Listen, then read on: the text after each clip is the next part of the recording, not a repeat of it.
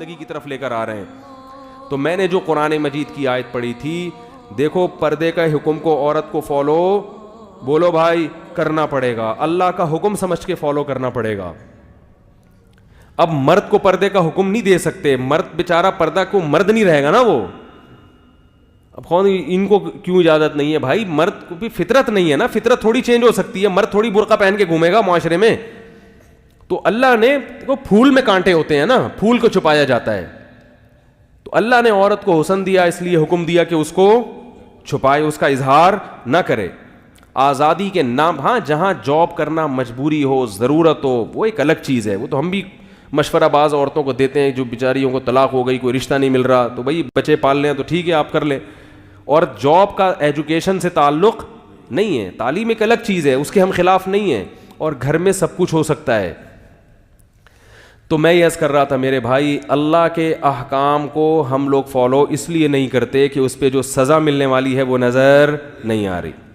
رسول اللہ صلی اللہ علیہ وسلم نے ارشاد فرمایا, رب کاسیات عاریات, بہت سی عورتیں, صنفان لم ارہما, آپ صلی اللہ علیہ وسلم نے فرمایا دو قسم کی مخلوق ایسی ہے جو میں نے نہیں دیکھی. کیا مطلب؟ وہ میرے زمانے میں نہیں پائی جاتی, وہ بعد میں آئیں گے. اور یہ اشارہ اس سے مل رہا ہے کہ وہ قومیں مسلمانوں میں پیدا ہونے والی ہیں. فرمائے ایک ظالم حکمران جو عوام پہ ظلم کریں گے, ہر وقت کوڑا لٹکا رہے گا ان کا. دوسرا فرمایا کاسیات عاریات, ایسی عورتیں جو لباس پہننے کے باوجود برہنہ ہوں گی, ان کا لباس جسم پہ ہونا نہ ہونا برابر ہوگا. فرمایا رؤوسہن, ان کے سر ایسے ہوں گے کاسنمۃ البخت, جیسے اونٹ کے کوہان ہوتے ہیں, ایسے فیشن کیے ہوئے ہوں گے کہ بالوں کو اوپر سے اٹھا کے رکھا ہوا ہو.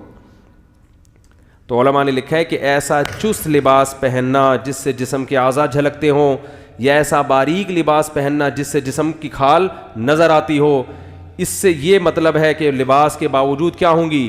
برہنہ. اور آپ صلی اللہ علیہ وسلم نے فرمایا ایسے ظالم حکمران اور ایسی عورتیں لا یجدن ریح الجنہ وان ریحها لیوجد من مسیرۃ کذا وکذا, یہ جنت کی خوشبو بھی نہیں پائیں گی, حالانکہ جنت کی خوشبو تو اتنے سال کی مسافت سے محسوس ہونا شروع ہو جائے گی. اتنا دور رکھے گا, چاہے یہ نماز پڑھیں, چاہے حج کریں, چاہے زکوٰۃ دیں, لیکن آپ صلی اللہ علیہ وسلم کی حدیث کے مطابق یہ جنت میں نہیں جا سکتی.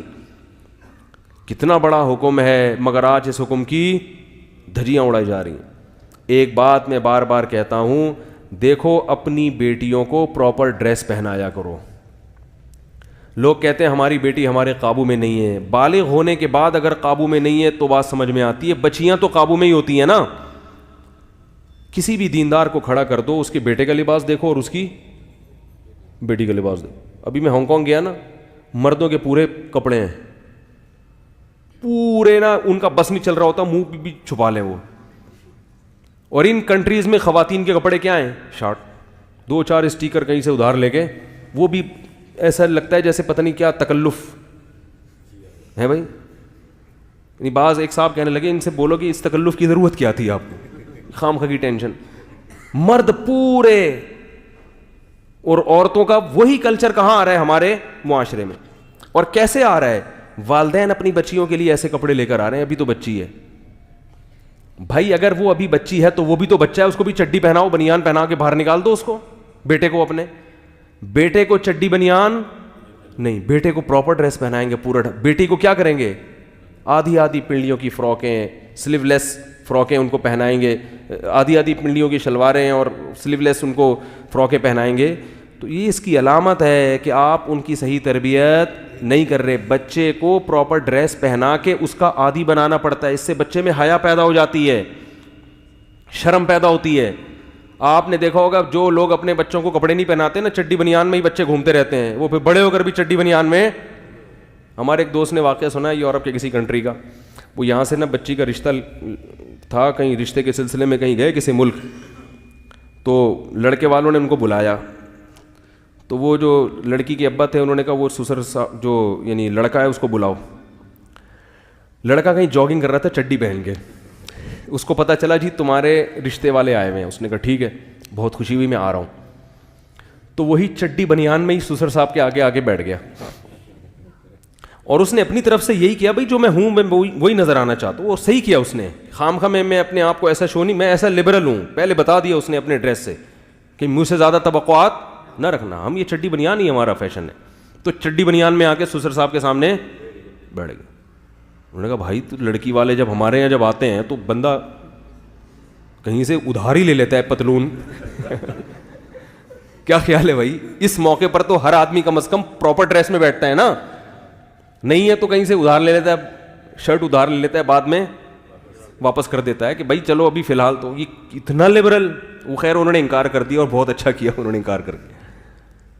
تو کیا ہے کہ بچپن سے آپ اگر مکمل لباس پہنائیں گے بیٹے کو بیٹی کو تو وہ لباس کا عادی. بچپن کی بڑی اہمیت ہے, یاد رکھو. جو ہم کیوں مسلمان ہیں, بچپن میں مسلمان تھے ہم, اب اسلام چھوڑنا ہمارے لیے انشاءاللہ ممکن نہیں ہے. اسلام میں پیدا ہوئے ہم لوگ. مجھے اچھی طرح یاد ہے, میں اپنے والد صاحب کو دیکھتا تھا, داڑھی ہے ان کی نا ماشاءاللہ, میرے دادا پردادا سب داڑھی والے تھے. تو جن کے ابو کی داڑھی نہیں ہوتی تھی مجھے وہ عجیب سے لگتے تھے. میں کہتا تھا یہ بچے اپنے ابو کو ابو کیسے سمجھتے ہیں, کیونکہ وہ داڑھی کا ایک وقار ہوتا ہے نا, ایک نورانیت ہوتی ہے. تو میں کہتا یار میرے والد صاحب کا نورانی چہرہ ماشاءاللہ, داڑھی, تو باپ کے لیے تو ایسا ہی چہرہ ہونا چاہیے نا. تو جو کلین شیو ابا ہوتے تھے میں ان کے بچوں پہ ترس کھاتا تھا کہ یار یہ اپنے ابا کو, ان میں ابا پن تو نظر ہی نہیں آیا. معذرت جو بغیر داڑھی والے ہیں بھائی, معذرت, کسی کی توہین مقصد نہیں ہے. تو میں کہا ان کو اپنے ابا کیسے لگتے ہیں, وہ روحانیت تو آ نہیں رہی ان میں. ابا تو ببر شیر جیسا ہونا چاہیے نا. کیا ہو گیا بھائی باپ کا تو مطلب کیا ہے باپ. ہم اب والد صاحب کی داڑھی سے کھیلتے تھے, بڑا تھی بھی بڑی زبردست ماشاءاللہ گھنی داڑھی.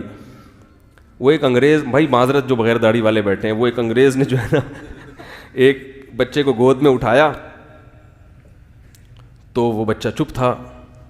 تو ایک مسلمان نے اٹھایا, بچہ ایک دم رونے لگا نا. تو انگریز نے داڑھی کا مذاق اڑایا, دیکھا تمہاری داڑھی ہے تو تمہاری شکل سے دہشت ٹپک رہی ہے, بچہ رو رہا ہے اور دیکھو. تو انہوں نے کہا بھائی دیکھو تمہاری جب گود میں اٹھایا تو بچے کو پتہ نہیں چلا ابو کی گود میں امی کی گود میں. معذرت بھائی معذرت جو بیٹھے ہوئے, پہلے پیش کی معذرت.